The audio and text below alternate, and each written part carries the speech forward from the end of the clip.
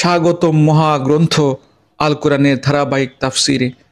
আজকে ইনশাল্লাহ আমরা পবিত্র কোরআনের সূরা মায়েদার 106 থেকে 108 নম্বর আয়াত পর্যন্ত আলোচনা করব। এই আয়াতগুলোতে মহান আল্লাহ রাব্বুল আলামিন বলেন, يا أيها الذين آمنوا شهادة بينكم إذا حضر أحدكم الموت حين الوصية اثنان ذوى عدل منكم أو آخران من غيركم إن أنتم ضربتم في الأرض فأصابتكم مصيبة الموت تحبسونهما من بعد الصلاة فيقسمان بالله إن ارتبتم لا نشتري به ثمنا ولو كان ذا قربى ولا نكتم شهادة الله إنا إذا لمن الآثمين। হে ঈমানদার ব্যক্তিরা, তোমাদের কারো যখন মৃত্যুর সময় এসে উপস্থিত হয়, ওসিয়ত করার এই মুহূর্তে তোমরা তোমাদের মধ্য থেকে দুজন ন্যায়পরায়ণ মানুষকে সাক্ষী বানিয়ে রাখবে।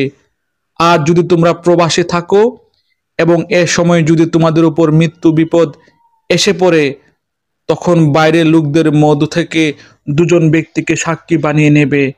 এরপরে যদি এ ব্যাপারে তোমাদের কোনো সন্দেহ দেখা দেয়, তাহলে সাক্ষী দুজনকে নামাজের পর আটকে রাখবে। অতঃপর তারা আল্লাহর নামে কসম করে বলবে, আমরা কোনো স্বার্থের খাতিরে এই সাক্ষ্য বিক্রি করব না। এর কোনো পক্ষ আমাদের ঘনিষ্ঠ আত্মীয় হলেও নয়।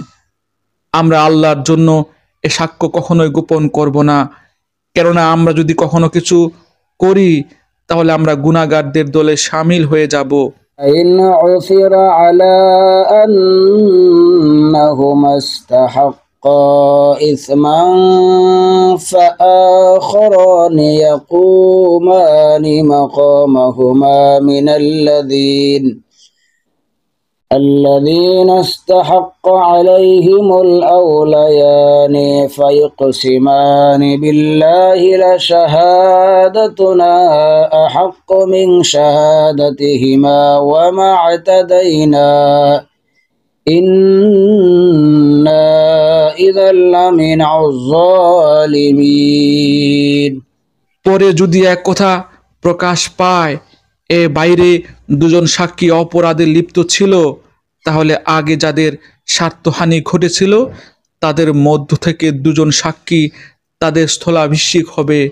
তারা এসে আল্লাহর নামে শপথ করে বলবে, আমাদের সাক্ষ্য অবশ্যই তাদের সাক্ষ্য অপেক্ষা বেশি সত্যভিত্তিক হবে। আমরা সাক্ষ্যের ব্যাপারে সীমা লঙ্ঘন করিনি। আমরা যদি তেমনটি করি তাহলে আমরা জালেমদের দলভুক্ত হয়ে যাব।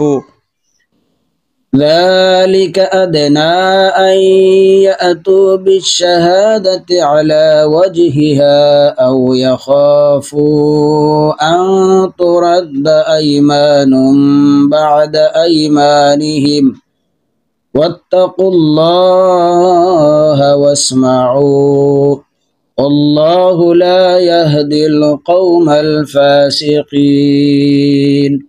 এই পদ্ধতিতে বেশি আশা করা যায় যে তারা ঠিক সাক্ষ্য নিয়ে আসবে, অথবা তারা অন্তত পক্ষে এ ভয় করবে যে তাদের কসম আবার অন্য কারো কসম দ্বারা বাতিল করে দেয়া হবে। তোমরা আল্লাহ তাআলাকে ভয় করো, রাসূলের কথা শোনো। আল্লাহ তাআলা কখনো পাপী লোকদের সৎ পথে পরিচালিত করেন না। আলহামদুলিল্লাহ, চমৎকার 3টি আয়াত। এই আয়াতগুলোতে 5টি গুরুত্বপূর্ণ বিধান রয়েছে। সেগুলো হলো: 1. সম্পত্তি বন্টনে উইল ওসিয়ত বা সাক্ষী রাখা জরুরি। মৃত্যুর আগে কারো উইল লিখে রাখা, ন্যায়পরায়ণতার সাক্ষী রাখা ফরজ দায়িত্ব হিসেবে অন্তর্ভুক্ত। 2. সাক্ষী হিসেবে সততা রক্ষা। সাক্ষীদের জন্য সত্য গোপন না করা, মিথ্যা কথা না বলা, নিজের স্বার্থ বা আত্মীয়তার কারণে পক্ষপাত না করা অপরিহার্য। 3. আল্লাহ ভীতি ও ন্যায় নিষ্ঠা। সাক্ষীকে সবসময় আল্লাহকে স্মরণ রেখে ন্যায়ভাবে কথা বলতে হবে। কারণ আল্লাহর সামনে সবকিছুর হিসাব হবে। 4, দুনিয়ার সততা ও আখিরাতের নিরাপত্তা।